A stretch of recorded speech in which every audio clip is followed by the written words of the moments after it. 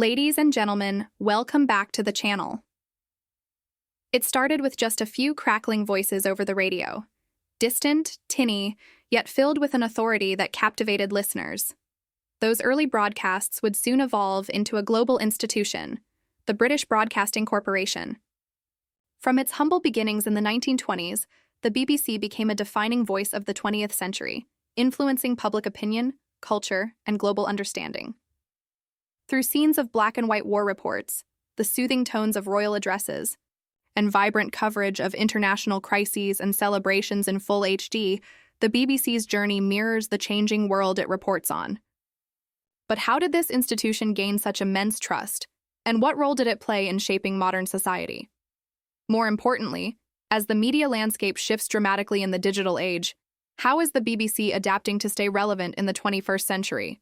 In this video, we'll explore the BBC's role during World War II, its impact on post-war British identity, the controversies that tested its credibility, and the digital transformation now redefining its future. The story of the BBC begins in 1922 when a group of wireless manufacturers came together to form the British Broadcasting Company. At the time, radio was a new and exciting technology, and these early pioneers saw its potential not just for entertainment, but for shaping public knowledge. Initially, the BBC operated as a private entity, but in 1927, it underwent a significant transformation, becoming a public corporation under a royal charter. It was then renamed the British Broadcasting Corporation, signaling its new role as a national service accountable to the public rather than private interests. At the heart of this transformation was John Reith, the BBC's first Director General.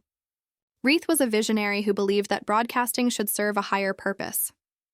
He established the foundational motto that still defines the BBC today: inform, educate, entertain. These Reithian principles were more than just lofty ideals. They became the blueprint for the BBC's programming and approach. Under Reith's leadership, the BBC positioned itself not merely as a source of amusement, but as a vital institution that could uplift society through knowledge and culture.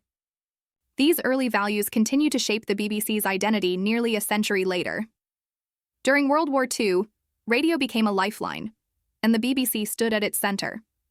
As bombs fell over British cities and uncertainty gripped the nation, millions turned to the BBC not just for news, but for reassurance and a sense of unity.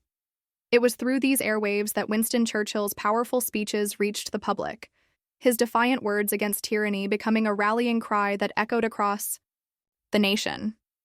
The BBC's coverage was carefully balanced, honest about the hardships of war, yet uplifting in tone. This balance helped sustain public morale during Britain's darkest hours.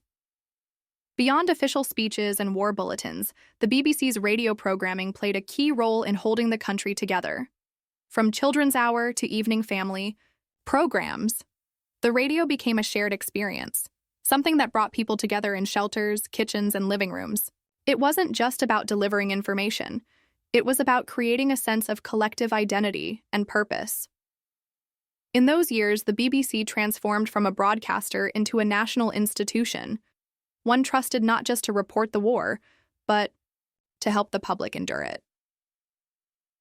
In 1936, the BBC made history once again by launching the world's first regular television service. Though it began with a modest audience and limited programming, the introduction of TV marked a revolutionary shift in how people consumed information and entertainment. The Second World War temporarily halted television broadcasts, but by the early 1950s, the medium had matured, and the BBC was at the forefront of this transformation. One of the defining moments of early British television came in 1953 with the coronation of Queen Elizabeth II.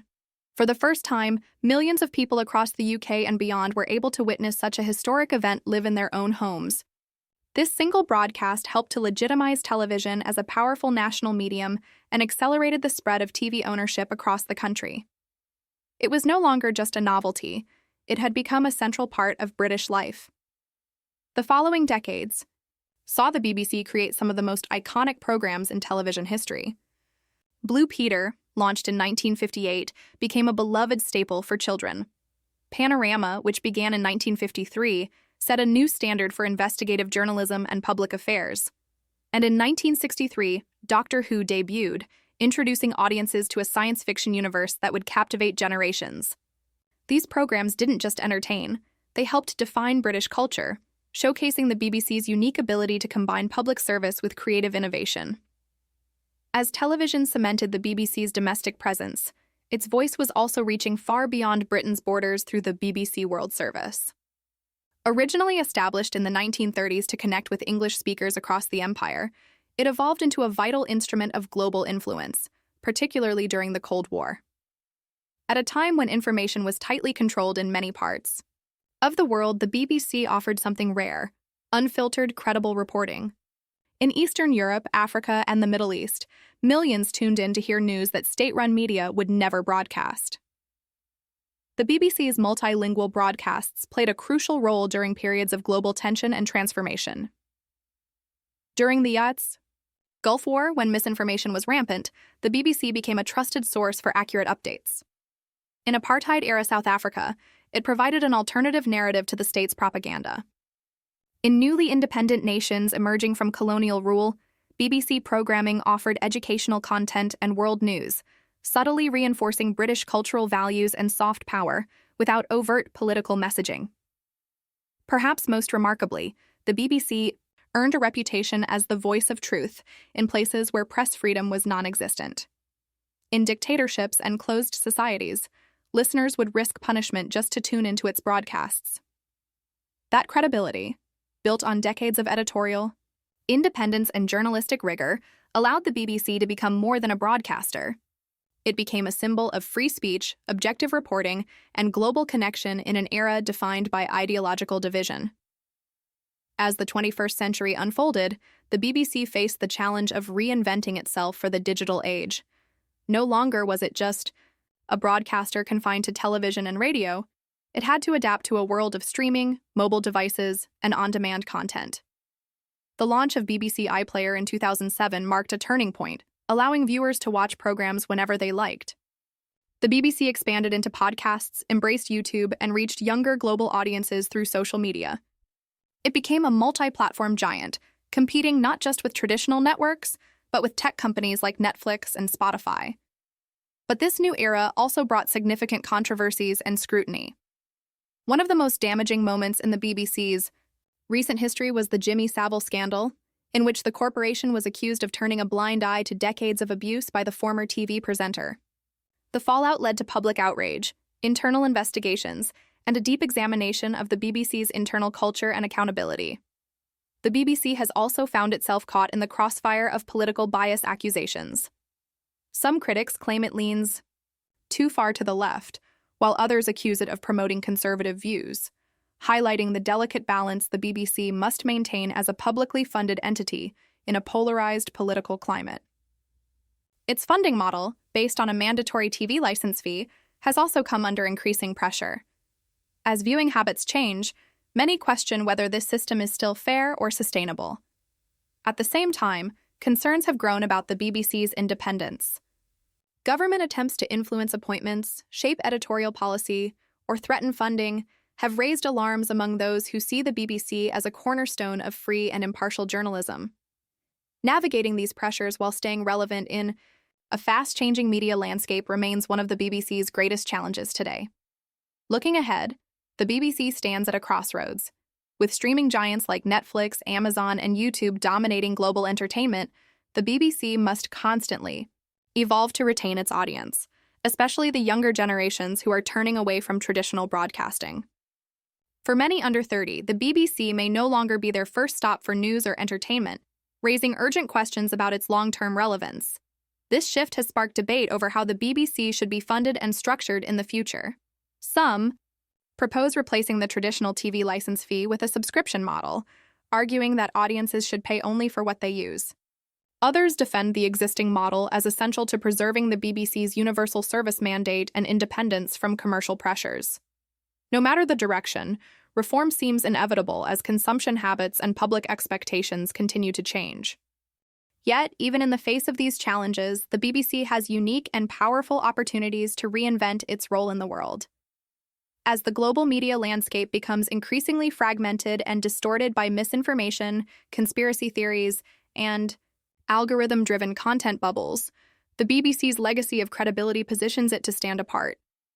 In a time when trust in media is declining worldwide, the BBC's editorial standards, grounded in impartiality, fact-checking, and public accountability, could become its most important asset.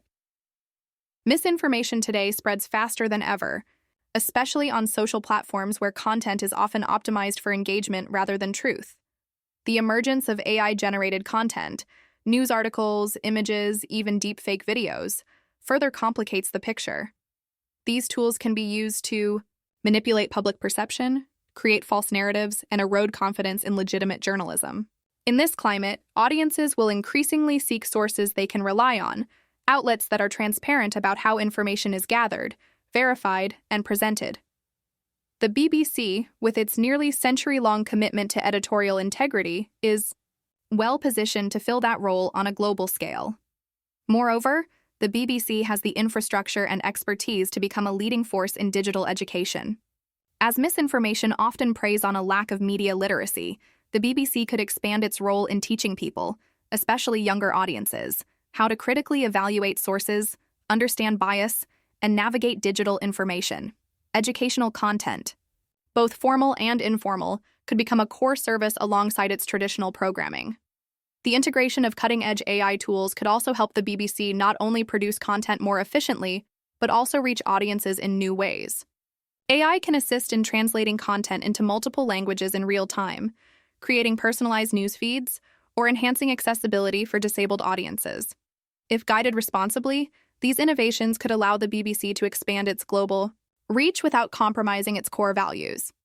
In regions where press freedom is under threat, the BBC can remain a vital lifeline, just as it was during the Cold War or apartheid. Through its world service and digital platforms, it can bypass censorship and give people access to reliable, balanced news. In doing so, it can strengthen its position as a global champion of truth, transparency, and informed citizenship. Ultimately, the BBC's future may not lie in simply competing with entertainment platforms or adapting to every trend. Instead, it lies in doubling down on what has always set it apart: its mission to inform, educate, and entertain, not for profit, but for the public good. In a digital age defined by noise and manipulation, that mission might be more relevant and more needed than ever before. From its beginnings as a humble radio station broadcasting crackling voices across the airwaves, the BBC has grown into a global media empire influencing millions of lives every day. It has witnessed and documented history, shaped culture, and become a trusted companion through times of triumph and turmoil. Its impact on broadcasting and journalism is undeniable. But now, as it faces rapid technological change and shifting audience habits, the question lingers: is the BBC still a vital national treasure, a beacon of trusted public service? Or is it becoming a relic of a past era struggling to keep pace with the digital age? We want to hear from you. What's your favorite BBC moment? Whether it's an iconic TV show, a historic broadcast, or a personal memory. And what do you think? Should the BBC remain publicly funded, ensuring it serves everyone equally? Or is it time for a new approach? If you enjoyed this video, please like, leave your thoughts in the comments, and subscribe for more insightful explorations of history and media. Your support helps us keep telling these stories.